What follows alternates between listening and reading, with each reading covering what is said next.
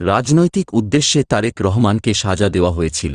বিএনপির আইনজীবী বহুল আলোচিত ২১শে আগস্ট গ্রেনেড হামলার মামলায় বিএনপির ভারপ্রাপ্ত চেয়ারম্যান তারেক রহমান, সাবেক স্বরাষ্ট্র প্রতিমন্ত্রী লুৎফুজ্জামান বাবরসহ মৃত্যুদণ্ড যাবজ্জীবন পাওয়া সব আসামিকে খালাস দিয়েছে হাইকোর্ট। রায় ঘোষণার পর বিএনপির আইনজীবীরা তাদের প্রতিক্রিয়ায় বলেছেন, রাজনৈতিক উদ্দেশ্যে তারেক রহমানকে সাজা দেওয়া হয়েছিল। এ মামলায় বিএনপির অন্যতম আইনজীবী এবং দলটির আইন বিষয়ক সম্পাদক কায়সার কামাল বলেছেন, এই মামলায় মোট ৪টি চার্জশিট দেওয়া হয়েছে। প্রথম ৩টি চার্জশিটে তারেক রহমানের নাম ছিল না।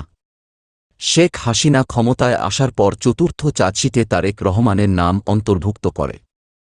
তিনি বলেন, আজ প্রমাণিত হয়েছে এই চার্জশিট আইন বহির্ভূত ছিল। তাই এই চার্জশিটে যাদের নাম অন্তর্ভুক্ত ছিল তারা এই মামলা থেকে খালাস পেয়েছেন।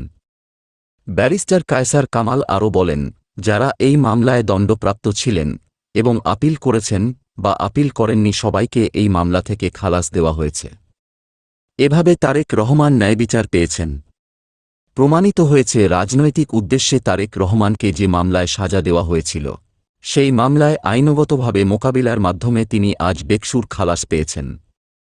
বিচারিক আদালতের রায়কে অবৈধ বলার কারণ হিসেবে বিএনপির সিনিয়র আইনজীবীদের একজন জয়নুল আবেদিন বলেন, ২১শে আগস্টে বিরোধী দল আওয়ামী লীগকে জনসভার অনুমতি দেওয়া হয়েছিল পাশের একটি ময়দানে, কিন্তু তারা সরকারকে না জানিয়ে স্থান পরিবর্তন করে রাস্তার মধ্যে সমাবেশ করেন। এটা ছিল উদ্দেশ্যপ্রণোদিত এবং তৎকালীন সরকারকে বেকায়দায় ফেলার জন্য তিনি, শেখ হাসিনা, এই কাজটি করেছেন।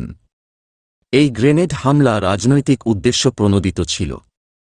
তিনি বলেন, আদালত সব সাক্ষী প্রমাণ বিশ্লেষণ করে দেখেছে যে চার্জশিটের আলোকে তাদের দণ্ড দেওয়া হয়েছে তা টিকতে পারে না, কেননা সরাসরি প্রমাণ ছাড়া কাউকে মৃত্যুদণ্ড বা যাবজ্জীবন দেওয়া যায় না।